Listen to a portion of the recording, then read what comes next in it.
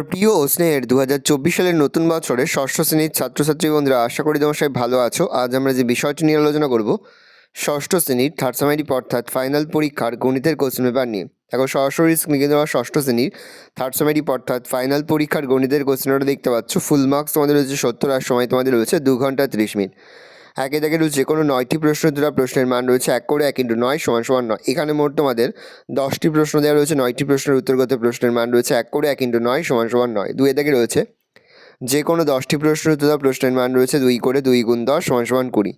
ভালো করে দেখে নাও, এখানে মোট তোমাদের 11টি প্রশ্ন দেওয়া রয়েছে, 10টি প্রশ্নের উত্তর করতে হবে। পরে তোমাদের 3 দেখে রয়েছে কোনো 7টি প্রশ্ন দেওয়া, প্রশ্নের মান 3 করে 3 × 7 = 21। দুটি সংখ্যার লসাগু ও গসাগু যথাক্রমে 2173 ও 145। যদি একটি সংখ্যা 725 হয় তবে অপরটি কত? রবীনবাবু তার মাসিক আয়ের 12% বাড়ি ভাড়া দেন। যদি তিনি প্রতি মাসে 1200 টাকা বাড়ি ভাড়া দেন তবে তার মাসিক আয় কত? আমার বয়স 12 বছর 7 মাস 10 দিন। আর কত বছর আমি পর ভোট দেওয়ার অধিকার পাবো? রাম মোটর গাড়িতে 95 কিমি পথ যায়। 1 কিমি যেতে 0.5 লিটার পেট্রোল খরচ হলে মোট কত পেট্রোল খরচ হবে? আমার পড়ার বই আর গল্পের বইয়ের অনুপাত 3:4। পড়ার বই 21টি হলে গল্পের বইয়ের সংখ্যা কত?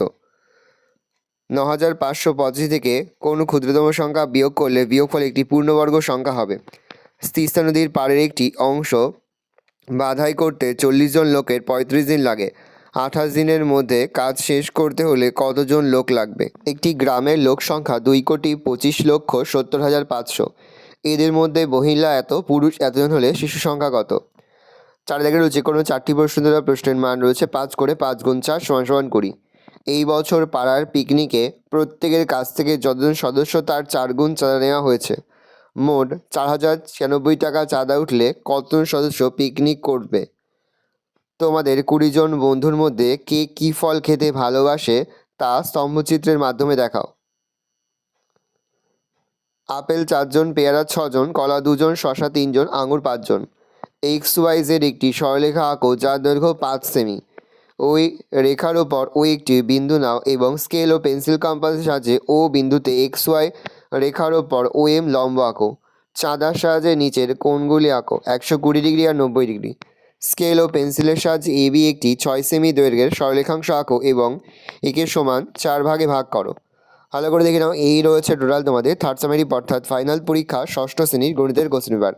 আর তোমার কোশ্চেনটা দেখে নাও। আশা করি ভিডিওটা ভালো লেগেছে। ভিডিওটা ভালো লাগলে ভিডিওকে লাইক করে দিতে ভুলবেন, আর আমার চ্যানেল নতুন হওয়া লাল কালার সাবস্ক্রাইব প্রেস করে পাশে বেল আইকনটি প্রেস করো, যখন নতুন করে ভিডিও আপলোড করি সবার ফার্স্ট নোটিফিকেশন পেয়ে যাও। আর এই ভিডিওটি তোমার বন্ধু বান্ধবী আত্মীয় স্বজন সবার মধ্যে কিন্তু অনেক শেয়ার করে যেটা বছর ষষ্ঠ শ্রেণীতে পড়ছে। ভালো করে দেখে নাও কোশ্চেনটা।